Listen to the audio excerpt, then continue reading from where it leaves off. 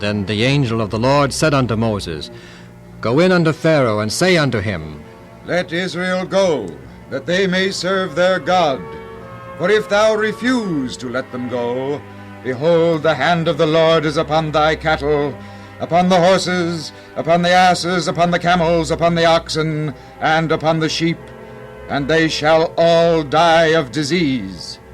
But of the cattle of the children of Israel none shall die.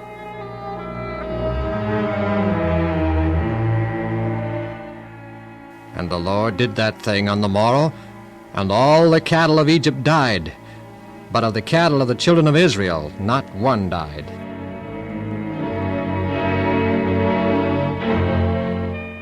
But still Pharaoh refused to let the people of Israel go. And again the angel of the Lord said unto Moses and Aaron, Take to you handsful of ashes of the furnace, and let Moses sprinkle it toward heaven in the sight of Pharaoh. And the dust shall cause boils to break out on the skin of all the Egyptians, upon man and beast alike. And they took the ashes of the furnace and stood before Pharaoh. And Moses sprinkled it up toward heaven, and the Egyptians became covered with boils.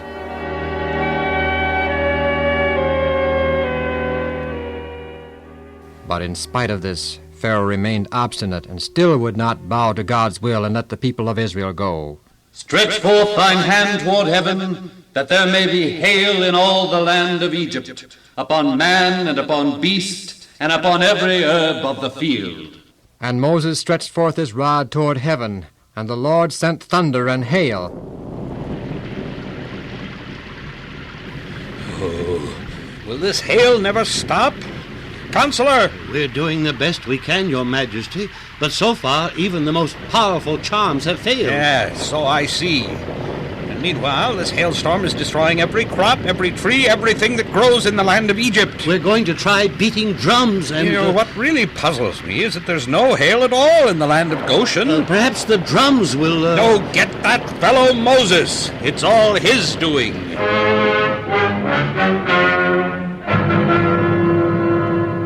Ah, Moses and Aaron, here you are at last. I've been thinking things over. Perhaps I and my people have treated you Israelites unjustly. Now, if you'll only ask the Lord, your God, to stop this terrible hailstorm, I promise I will let your people go. I will do as you ask. I will go out of the city, and I will lift up my hand toward heaven, and the Lord will put an end to the storm. And Moses went out of the city and spread his hands unto the Lord. And the thunder and the hail ceased. But when the storm was over, Pharaoh once more broke his word, and would not let the children of Israel go.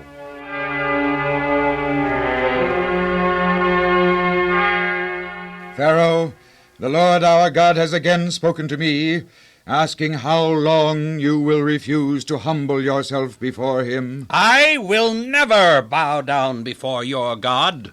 Your Majesty, may I be permitted to speak? Oh, yes, go ahead, Counselor. Your Majesty, our country has already suffered severely because of these Israelites.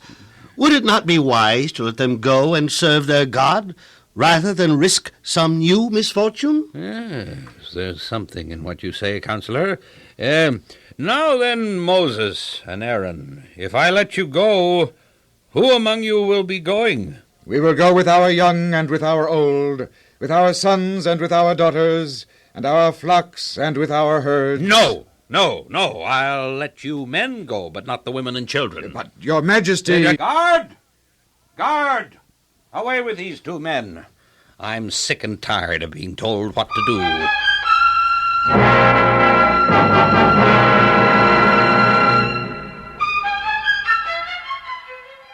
And Moses stretched forth his rod over the land of Egypt, and the Lord brought an east wind upon the land, all that day and all that night. And when it was morning, the east wind brought the locusts.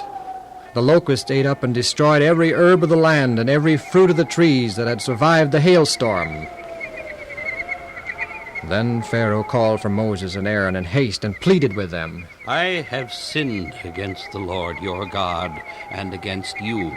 Please forgive me my sin only this once, and entreat the Lord your God that he drive away the locust from my country.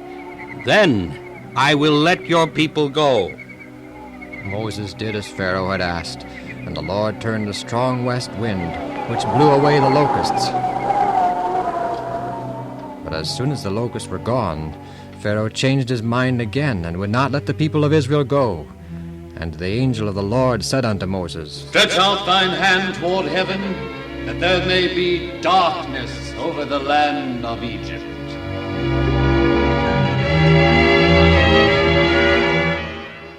Oh, this is the third day now, and it's still dark. Well, what have you to say about that, Counselor? Your Majesty, I'm afraid there's nothing we can do. Oh, well, then don't just stand there. Send for that man Moses. Maybe he can do something about it.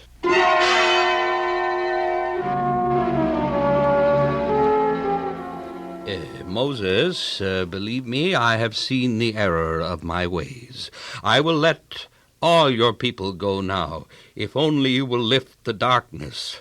But you must leave behind your cattle. Now, I insist upon that. No, our cattle will go with us. We are going to sacrifice to the Lord our God, and we shall need our cattle to serve him. Oh, words. Well, you've lost your chance. I tell you, your people shall not go. They shall stay. Now, get out of here. If I ever see your face again, I will have you killed. Killed! Do you understand me? And the angel of the Lord spoke unto Moses, saying, Yet will God bring one plague more upon Pharaoh. About midnight will he go out into the midst of Egypt, and all the firstborn in the land shall die.